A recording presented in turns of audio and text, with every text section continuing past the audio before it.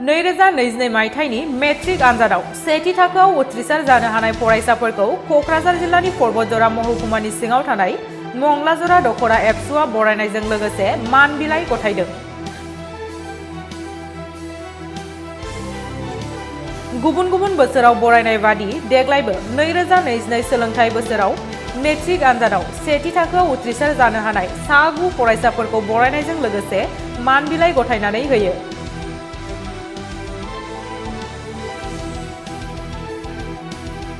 मंगलाजरा दखरा एबसुनि आफादगिरि दैमालु ब्रह्मनि मासि सामलायनायाव खुंफुंजानाय बे समायना हाबाफारिनि गेजेरजों फरायसा फरायसुलि आरो दिथागिरिफोरखौ लोगोसे लानानै लोगोसेयैनो मंगलाजरा दखरा दुलाराय बर' फरायसा आफादनि बानजायनायाव मंगलाजरानि बर' बिजोंनि गोजौ फरायसालियाव बेसेन नाङै फोरोंथाय बादाखौ बेखेवनानै होदों।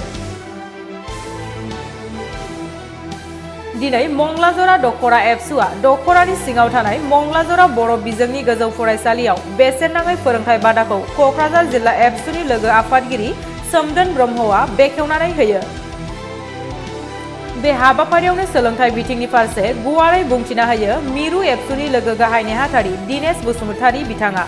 फरायसाफोरखौ बरायनाय आरो बेसेन नाङै फोरोंथाय बादा बेखेवनाय हाबाफारियाव आलासि महरै बाहागो लायो दिल्ली इउनिट एबसुनि इनचार्ज उर्खाव बर' आरो कक्राझार जिल्ला एबसुनि बाथ्रा दान्थे नेहाथारि मलिन दैमारि लोगोसे पर्बतजरा जिल्ला बर' थुनलाइ आफादनि आफादगिरि अम्बिकागिरि हाज'वारि आरो मंगलाजरा दखरानि सोद्रोमाफोरा।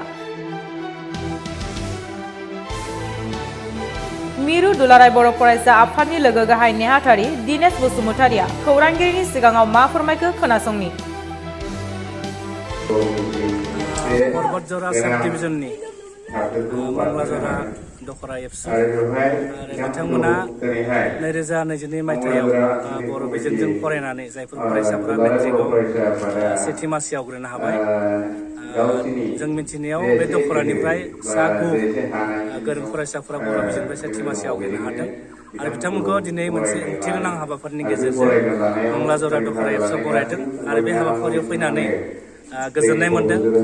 फरायसाफोरनि दिथागिरि आरो फोरोंगिरिफोरजों फैनानै जोङो गोजोननाय मोनदों आरो दुलाराय बर' फरायसाफोरनि थांखियाबो बेनो जे बर' हारियाव सोलोंथाइनि हारखौ बांहोनांगौब्ला आरो बर' हारिनि गेजेराव बर' बिजोंनि फरायसाफोरनि गुन गोनां सोलोंथाइनि हारखौ जुदि बांहोनांगौब्ला जायफोर फरायसाफोरा बर' बिजोंजों फरायनानै मेट्रिकआव सेथि मासि आवग्रिनो हायो बिथांमोनखौ जोङो थुलुंगाखांहोनो थाखाय दुलाराय बर' फरायसा आफादा जोंनि सेन्ट्रेल कमिटियानो जा जोंनि जिल्ला कमिटियानो जा जोंनि दखरा आफादानो जा आरो जोंनि दालाय आफादफोर जायफोर इउनिट एबसु दङ जों बेबायदि बरायनाय हाबाफारिखौ जों लायो। फैबाय थानाय इयुन जोलैनि फरायसाफोरखौ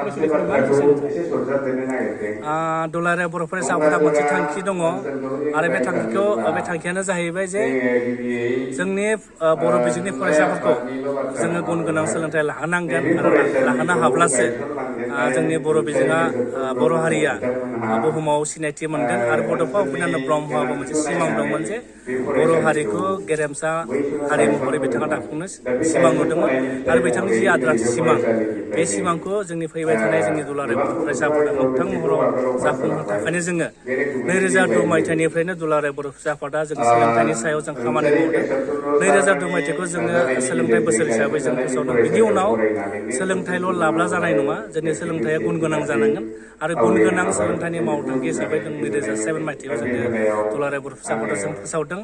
फैयै नुबाय जे बर' हारियाव सोलोंथाइनि जि हार दासिम जोङो 45% होननानै हमनाय, अर्थात 100नि गेजेराव 45 जोंनि सुबुङाल' माने लेखा गोरों, बाखि जोंनि 55 लेखा रोङा। दा जोंनि गेजेराव सोलोंथाइनि हारखौ जोङो बांहोनांगौब्ला फैबाय थानाय समाव जोंनि जिफोर फरायसाफोरा LP स्कुलाव फरायदों, EP स्कुलाव फरायदों, हाइ स्कुलाव फरायदों बिथांमोनखौ जों थुलुंगा होनांगोन आरो थुलुंगा होनो थाखायनो जों दुलाराय बर' फरायसा आफादा जोंनि मोजां फरायसाफोरखौ जोङो बरायनाय हाबाफारि लायो आरो 2002 मायथाइयाव जोंनि फरायसाफोरखौ आरोबाव थुलुंगाखांहोनो थाखाय जोङो आदब आरो गुन गोनां सोलोंथाइनि मावथांखि जों फोसावदों आरो बेखौ लानानैनो जोङो 2021 मायथाइनिफ्राय 2025 मायथाइसिम जोङो 5 बोसोर बर' हारियाव जों सोलोंथाइखौ जौगाहोनो थाखाय दुलाराय बर' फरायसा खामानि मावो। दासिमबो गोबां भेन्सार स्कुलफोर दङ बे भेन्सार स्कुलफोरनि खामानि मावनाया बेसेबांसो आवगायखो? जों मिन्थिगौ बर' हारियाव बिखेखকৈ जोंनि बर' बिजोंनि फरायसाफोरा दाबो गोबां जेंनाजों मोगा मोगि जानो गोनां जादों आरो बे जेंनाफोरखौ सुस्रांनो थाखायनो दुलाराय बर' फरायसा आफादा जोनोमनिफ्रायनो दिनैसिम 55 बोसोर जाबाय। बे 55 बोसोराव जोङो बर' बिजोंखौ फोथांना लाखिनो थाखायनो जोंनि बर' बिजोंनि फरायसाफोरखौ जायफोरा भेन्सार जानानै दङ बे भेन्सार स्कुलखौ जों सरकारि खालामनो थाखाय प्रभिन्सियेलाइज खालामनो थाखाय जों नाजाबाय थादों। बयबो मिथिगौ 2020 मायथाइनि 27 जानुवारियाव मोनसे बिटिआर गोरोबथा जादोंमोन। बे बिटिआर गोरोबथायावबो 6.3 मोनसे क्लज दङ आरो बे क्लजआव रोखा रोखा लिरनाय दङ जे बर' बिजोंनि एलपि स्कुलनिफ्राय लानानै गुदि फरायसालिनिफ्राय लानानै गेजेर फरायसालि हाइ स्कुलसिम जायफोर स्कुलफ्रा दाबो प्रभिन्सियेलाइज जायाखै सरकारि जायाखै बेफोर स्कुलखौ सरकारि खालामनांगौ होननानै बेयाव रोखा रोखा लिरनाय दङ आरो बेनि थाखाय बिटिआर सरकार, आसाम सरकार आरो भारत सरकारखौ दुलाराय बर' फरायसा आफादा लोगो हमनानै सावरायगासिनो दङ आरो सरकाराबो 6.3 खौ थाबैनो मावफुंना होनानै बिथांमोना जोंनो खोथा होदों आरो सरकारा जेब्लासिम बिथांमोना 6.3 खौ इमप्लिमेन्टेसन खालामथ'वा बैसिम दुलाराय बर' फरायसा आफादा जोंनि आसाम सरकार, भारत सरकारखौ जों नारसिनबाय थागोन आरो जेब्लासिम बर' बिजोङा प्रभिन्सियेलाइज जाया बै समसिम जोंनि दुलाराय फरायसाफोरा जों जिरायना थाया। जोङो जोंनि बर' बिजोंखौ फोथांना लाखिनो थाखाय जों दुलाराय फरायसाफोरा अरायबो खामानि मावलांबाय थागोन। दहायनो बुंखाबाय दे 2021 मायथाइयाव जों आदब आरो गुन गोनां सोलोंथाइनि मावथांखि लादोंमोन आरो बे मावथांखिनि गेजेरजों जोङो मोनसे खोथाखौ जोङो जोङो फिल खालामदों जे बर' बिजोंनि फरायसाफोरखौ जों जे गुन गोनां सोलोंथाइ होनांगौब्ला जोंनि फाउन्डेसन जोंनि गुदि फरायसालि थिग जाग्रोनांगोन। जों नुदों माखासे जोंनि सरकारि गुदि फरायसालिफ्रा माखासे फरायसा दङब्ला बेयाव थोजासे बिबांनि फोरोंगिरि गैया। जेराव 30 फरायसा दङ बिनि बांसिन फरायसा दङ नाथाय बेफोराव सासेल' फोरोंगिरि दङ। बेनिखायनो जेराव गुदि फरायसालि दङ सरकारि गुदि फरायसालि दङ बेफोराव 3 जोननिबो फरायसा दङ। बैफोर फरायसालिफोराव सासेल' फोरोंगिरि दङ। बै सासेल' फोरोंगिरि थानाय फरायसाफोराव दुलाराय बर' फरायसा आफादनिफ्राय जोङो फरायसाफोरखौ गुन गोनां सोलोंथाइ होनो थाखाय जोङो आसाम नाङैनो बर' बिजोंनि फरायसालिफोराव जोङो 1000 फोरोंगिरि जोङो थिसननो थाखाय आखायाव लादों आरो बे हाबाफारिया थांनाय जुननि मेनि 11 थारिखआव जोङो बेखौ चिरांनि नांदरगिरि गुदि फरायसालियाव जों बेखौ जागायबाय। दायो क'क्राझार, चिरां, बाक्सा, उदालगुरि, सनितपुर, बिश्वनाथ, लखिमपुर, धेमाजि, जोंनि नगाव, मरिगाव, जोंनि गलाघाट, जोंनि मोन 33 डिस्ट्रिक्ट दङ।